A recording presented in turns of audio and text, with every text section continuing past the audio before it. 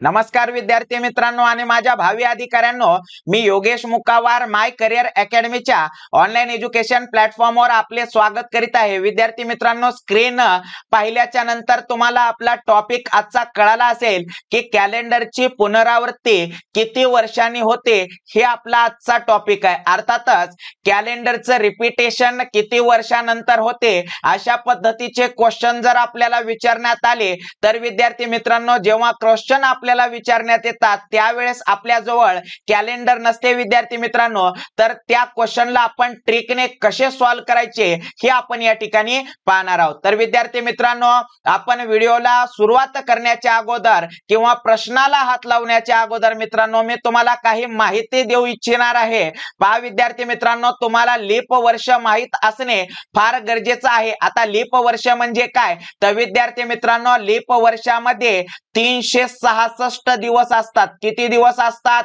366 दिवस असतात। हे लक्षात ठेवा विद्यार्थी मित्रांनो। याचाच अर्थ फेब्रुवारी महिन्यामध्ये 29 दिवस असतात विद्यार्थी मित्रांनो। किती दिवस असतात? 29 दिवस असतात। म्हणजेच आणि विद्यार्थी मित्रांनो, हे लक्षात ठेवा, लीप वर्ष हा पहा, लीप वर्ष हा दर 4 वर्षांनी येतो। किती वर्षांनी येतो विद्यार्थी मित्रांनो?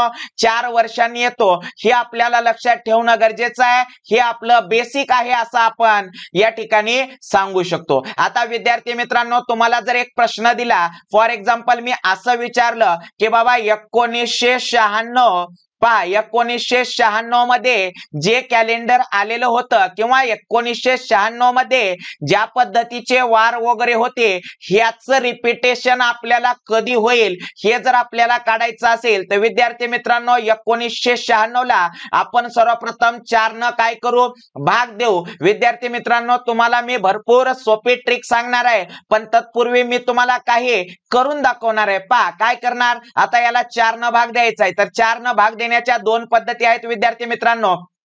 तुम्हाला माहित आहे, आपल्याला 4 न जर भाग द्यायचा असेल तर 4 ची कसोटी पण आपल्याला लक्षात आहे। 4 ची कसोटी जर लक्षात असेल तर आपण काय करतो, शेवटच्या फक्त 2 संख्यांना भाग देतो। तर त्याच पद्धतीने आपण शेवटच्या 2 संख्यांना भाग देणार आहोत। आता पहा, 4 न आपण शेवटच्या 2 संख्यांना अर्थातच 96 ला भाग देऊ। आता पहा, 4 1 4 आणि 4 दोन्ही, या ठिकाणी 4 दोन्ही विद्यार्थी मित्रांनो 8, 8 म्हणल्याच्या नंतर 9 मधून 8 गेले तर 1, त्यानंतर पहा वरचे 6 आपण खाली घेतले, झाले 16, 4 चोक विद्यार्थी मित्रांनो 4 चोक 16। याचाच अर्थ विद्यार्थी मित्रांनो, आपली बाकी किती उरलेली आहे? 0 उरलेली आहे। बाकी किती उरलेली आहे?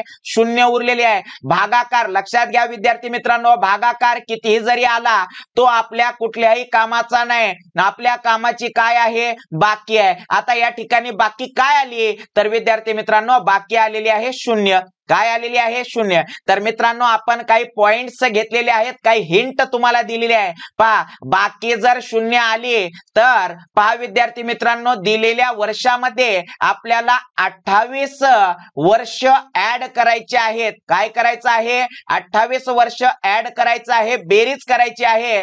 आणि जे उत्तर आपल्याला बेरीज केल्याच्या नंतर येईल त्या वर्षाची ती पुनरावृत्ती असेल। आता आपल्याला प्रश्न काय विचारला होता, 1996 मध्ये जे काय कॅलेंडर आलेलं होतं त्याची पुनरावृत्ती कधी होते, तर आपण भागाकार करून पाहिला, आपली बाकी 0 आली आणि 0 आल्याच्या नंतर आपल्याला विद्यार्थी मित्रांनो सांगितलेलं आहे की त्यामध्ये काय करा, 28 वर्ष ऍड करा। आपण जर या ठिकाणी 28 वर्ष ऍड केले, मिळवले, तर पहा विद्यार्थी मित्रांनो, 8 आणि 6 होतात 14, 14 ला 4, हाच्याला 1, 9 आणि 1 10, 10 आणि 2 12 ला 2, हाच्याला 1, पहा विद्यार्थी मित्रांनो 9 आणि पहा 9 आणि 1 होतात 10, 10 ला 0, हाच्याला 1, तर विद्यार्थी मित्रांनो 1 आणि 1 2। तर विद्यार्थी मित्रांनो, आता कोणता वर्ष चालू आहे? 2024 वर्ष चालू आहे।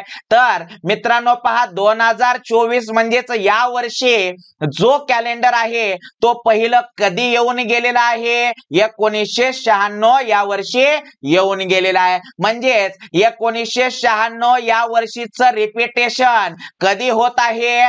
2024 2024 साली होत आहे. हे आपल्याला सेकंदामध्ये काढता येते विद्यार्थी मित्रांनो. आता पहा, बाकी जर आपण भागाकार केला, 4 ने एखाद्या वर्षाला भाग दिलं, बाकी जर 1 उरले तर विद्यार्थी मित्रांनो आपल्याला काय करायचं आहे, 6 मिळवायचं आहे. जर बाकी 2 किंवा 3 उरली तर विद्यार्थी मित्रांनो किती मिळवायचं आहे, 11 मिळवायचं आहे. त्याच पद्धतीने विद्यार्थी मित्रांनो काही हुशार विद्यार्थी असतात आणि ते म्हणतात सर जर बाकी 4 उरली तर काय. मित्रा, सर जर बाकी 4 उरली तर परत 4 न भाग दे, अर्थातच उत्तर 0 येईल. आणि 0 आल्याच्या नंतर विद्यार्थी मित्रांनो त्यामध्ये आपण काय करतो, 28 ऍड करतो. तर मित्रांनो तुम्हाला बेसिक समजला असेल. पहा परत एकदा सांगतो, 0 जर बाकी उरले तर 28 ऍड करा, बाकी 1 उरले तर 6 ऍड करा, बाकी 2 किंवा 3 उरले 11 ऍड करा, आणि बाकी 4 उरले म्हणजेच 0 असेल. कारण विद्यार्थी मित्रांनो बाकी 4 उरली तर परत 4 ना आपण भाग दिला तर उरते 0, आणि 0 असल्यामुळे आपण त्याच्यामध्ये किती ऍड करतो, 28 ऍड करतो. तर मित्रांनो आता आपण काही प्रश्न पाहू जेणेकरून तुमच्या लक्षात येईल. आता या ठिकाणी आपल्याला काय सांगितलेलं आहे, 1900 तुम्ही पाहू शकता विद्यार्थी मित्रांनो 1992 या वर्षीच्या कॅलेंडरची पुनरावृत्ती किती वर्षांनी होते, असा प्रश्न आपल्याला विचारण्यात आलेला आहे. तर मित्रांनो पहा, आपण काय करतो, 1992 या ठिकाणी आपण लिहून घेऊ आणि त्याला आपण 4 ने भाग देणार आहोत. पण 4 ने पूर्ण संख्येला भाग द्यायची गरज आहे का, नाही, शेवटच्या 2 अंकांना. आता पहा विद्यार्थी मित्रांनो 4 न आपण 92 ला भाग देणार आहोत. काय करणार, 4 1 4, 4 2 8, किती उरले 1, वरचे 2 खाली गेले तर काय करणार, 4 त्रिकम. पहा विद्यार्थी मित्रांनो 4 त्रिकम 12, या ठिकाणी जर आपण 12 लिहिलं तर 0 0, मग आपली बाकी किती आलेली आहे, 0 आलेली आहे विद्यार्थी मित्रांनो. आणि आपल्याला काय सांगितलेलं आहे, जर बाकी 0 आली तर आपल्याला दिलेल्या वर्षामध्ये किती वर्ष ऍड करायचे आहेत, 28 वर्ष ऍड करायचे आहेत. आणि हीच ट्रिक आहे विद्यार्थी मित्रांनो. तर आपल्याला दिलेला वर्ष कोणता आहे, 1992, आणि या वर्षामध्ये आपल्याला 28 वर्ष काय करायचे आहेत, ऍड करायचे आहेत. 8 आणि 2 होतात 10, 10 ला 0. विद्यार्थी मित्रांनो 9 आणि 1 10, 10 आणि 2 12 ला, 12 ला 2 हाच्याला 1, 9 आणि 1 होतात 10, 10 ला 0 हाच्याला 1. म्हणजेच विद्यार्थी मित्रांनो 1 आणि 1 2. अर्थातच विद्यार्थी मित्रांनो 1992 रोजी जे कॅलेंडर होतं तेच कॅलेंडर आपल्याला 2020 रोजी पाहायला मिळालं होतं. हे आपल्याला या प्रश्नामध्ये समजलेलं आहे. त्यानंतर पहा आपण आणखीन एक प्रश्न पाहू. प्रश्न तुमच्यासाठी भरपूर घेतलेले आहेत विद्यार्थी मित्रांनो. पहा 1965 या वर्षीच्या कॅलेंडरची पुनरावृत्ती कधी झाली, किती वर्षानंतर होते, असा प्रश्न आपल्याला विचारण्यात आलेला आहे. आपण काय करतो, पहा 4 न आपण 1965 या संख्येला भागतो. पण 4 न आपल्याला 1965 या संख्येला भागायची गरज आहे का,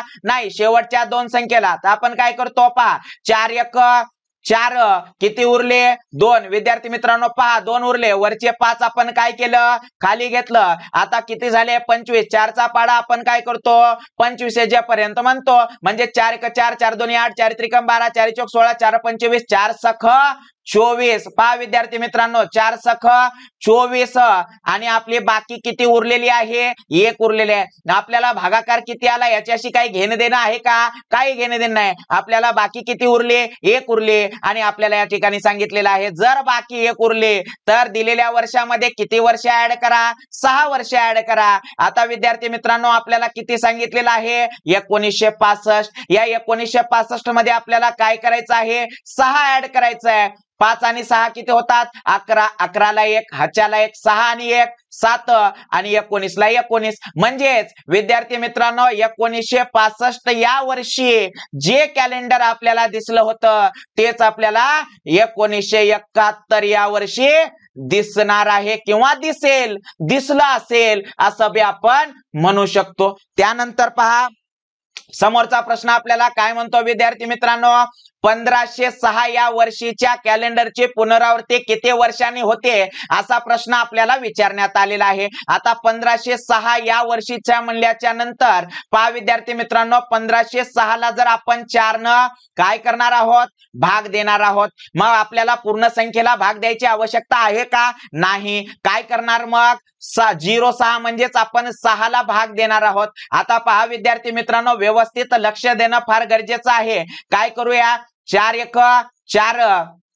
या ठिकाणी तुम्ही पाहू शकता 4 1 4, मग आपण असं लिहू 4 1 4, बरोबर आहे। मग आता 4 1 4 म्हणजेच विद्यार्थी मित्रांनो 6 मधून 4 गेले तर किती उरतात, 2, बाकी किती उरले, 2। आणि तुम्हाला माहित आहे विद्यार्थी मित्रांनो, 2 किंवा 3 जर उरलं तर आपण काय करतो, 11, पहा 2 आणि 3 उरलं तर म्हणजे आपण काय करतो, त्याच्यामध्ये 11 वर्ष ऍड करतो, मिळवतो। म्हणून या 1506 या वर्षामध्ये आपण 11 वर्ष काय करू, ऍड करू, मिळवू। 6 आणि 1 होतात 7, 0 आणि 1 एकच, 15 ला 15, म्हणजे 1506 या वर्षी जे कॅलेंडर होतं तेच कॅलेंडर आपल्याला 1517 रोजी किंवा 1517 या वर्षी आपल्याला पाहायला मिळते। त्यानंतर पहा समोरचा प्रश्न आपल्याला काय म्हणतो, तुम्ही पाहू शकता 1835 या वर्षीच्या कॅलेंडरची पुनरावृत्ती किती वर्षांनी होते असा प्रश्न आपल्याला विचारण्यात आलेला आहे। आता आपण काय करतो विद्यार्थी मित्रांनो, तुम्हाला माहित झालेली आहे पद्धत, 4 न दिलेल्या वर्षाला आपण भागतो। पूर्ण वर्षाला भागण्याची आवश्यकता आहे का? नाही। शेवटच्या 2 अंकाला आपण भागतो। मग आता भागताना काय करायचं, पहा 4 8 32, 4 9 36 होतात, ते मोठे होते म्हणून 4 8 32 या ठिकाणी जर आपण 32 असं घेतलं तर काय करता येईल विद्यार्थी मित्रांनो, पहा आता किती उरतात, 3 उरतात। किती आली बाकी, 3 आलेली आहे, आणि 3 आलं तर तुम्हाला माहित आहे विद्यार्थी मित्रांनो 11 आपल्याला दिलेल्या वर्षामध्ये ऍड करायचे आहेत। म्हणजेच 1835 मध्ये जर आपण 11 ऍड केले, मिळवले तर 5 आणि 1 होतात 6, 3 आणि 1 4, 18 ला 18, म्हणजेच 1835 या वर्षीचं कॅलेंडर 1846 या वर्षी आपल्याला काय होते, रिपीट होताना दिसते। त्यानंतर पहा समोर आपण प्रश्न आणखीन घेतलेले आहेत। काय म्हणतो प्रश्न आपल्याला, 1703 या वर्षीच्या कॅलेंडरची पुनरावृत्ती किती वर्षांनी होते असं सांगितलेलं आहे। आता विद्यार्थी मित्रांनो व्यवस्थित लक्ष द्या, या ठिकाणी तुम्ही कन्फ्यूज होऊ शकता। आता पहा 4 न जर आपल्याला भागायचं आहे, 4 न भागायचं आहे 1703, मी तुम्हाला सांगितलं की बाबा शेवटच्या 2 अंकाला भागा। मग आता विद्यार्थी मित्रांनो 4 न या 3 ला भागत जात नाही, अर्थातच विद्यार्थी मित्रांनो पॉइंट मध्ये उत्तर काढून आपल्याला काही फायदा होणार नाही। याचा अर्थ याची बाकी किती राहते, 3च असते विद्यार्थी मित्रांनो। मग 3 जर बाकी येत असेल तर आपल्याला काय सांगितलेलं आहे, 11 वर्ष दिलेल्या वर्षामध्ये काय करा, ऍड करा। म्हणजेच 1703 मध्ये आपण 11 वर्ष जर ऍड केले तर 3 आणि 1 होतात 4, 1 ला 1 17 ला 17। याचाच अर्थ विद्यार्थी मित्रांनो 1703 या वर्षी जे कॅलेंडर आपल्याला पाहायला मिळालेलं आहे तेच कॅलेंडर आपल्याला 1714 या रोजी पाहायला मिळते। त्यानंतर पहा समोरचा प्रश्न आपला काय म्हणतो, आपल्याला सांगितलेलं आहे 1502, पहा 1502 या वर्षीच्या कॅलेंडरची पुनरावृत्ती किती वर्षांनी होते असा प्रश्न आपल्याला विचारण्यात आलेला आहे। आता विद्यार्थी मित्रांनो मी मोठ्या पद्धतीने सुद्धा तुम्हाला भागाकार करून दाखवतो। पहा 4 न जर आपण 1502 ला जर भागलं तर काय होईल, तर विद्यार्थी मित्रांनो पहा 4 त्रिकम 12, 4 चौक 16 मोठं होणार म्हणून 4 त्रिकम 12 हे आपण असं लिहून घेतलं।